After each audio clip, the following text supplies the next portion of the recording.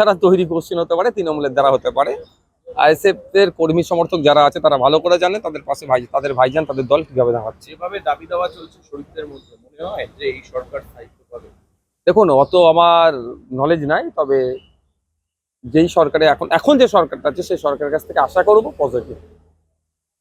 যে কটা দিন থাকবে বা যতদিনই থাকুক না কেন, পজিটিভ আশা করবো। দেখুন, আমি সবসময় শান্তিপূর্ণভাবে নির্বাচন হওয়ার পক্ষে। মানুষ আর গণতান্ত্রিক অধিকার প্রয়োগ করুক শান্তিপূর্ণভাবে, এটা চাইবো।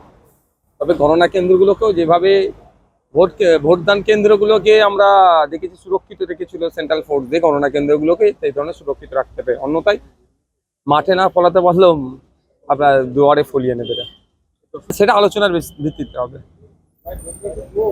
বলছি এই তৃতীয়বার এনডিএ সরকার, কিন্তু সেখানে কোনো বাংলার মূল্যমন্ত্রী নেই। দেখুন, বারবারই বিজেপি বাংলাকে বঞ্চনা করে।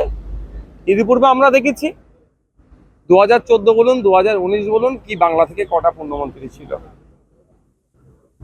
আবার এবারে তো যে মজবুরের সরকার হয়েছে, মজবুতার সরকার তো হয়নি, ফলে বাংলা আরো বঞ্চনার শিকার হচ্ছে। তবে বাংলার পূর্ণমন্ত্রী বা অর্ধমন্ত্রীটার থেকে বড় কথা বাংলার পাওনা, বাংলার যাতে ডেভেলপ হয় সেই ব্যবস্থা দ্বিতীয়বারের জন্য যে এনডিএ সরকার এসে সেটা করুক। এমস এর মতো হসপিটাল আরো বাড়াক, কেন্দ্রীয় বিশ্ববিদ্যালয় বাংলাকে দিক।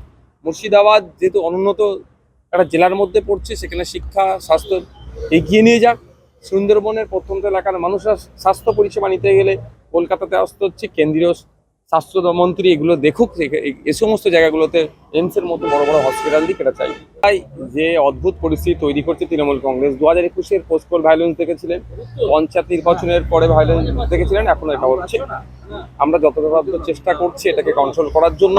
যেখানে হিংসা হচ্ছে, ভাঙড়, ক্যানিং সহ সারা রাজ্যে যেভাবে বিরোধী তথা আইএসএফ এর উপর আক্রমণ করছে, সেগুলো আমরা সাথে সাথে লোকাল প্রশাসন থেকে শুরু করে ডিজিপি থেকে শুরু করে ইলেকশন কমিশনকে আমরা জানাচ্ছি। কিছু কিছু জায়গায় পুলিশ পদক্ষেপ গ্রহণ করলেও বেশ কিছু জায়গায় তারা এড়িয়ে যাচ্ছে, উল্টে মিথ্যা কেস দিচ্ছে আইএসএফ এর ছেলেদেরকে। এটাকে ধিক্কার নিন্দা জানাচ্ছি, এগুলোকে বন্ধ হওয়া দরকার বলছি।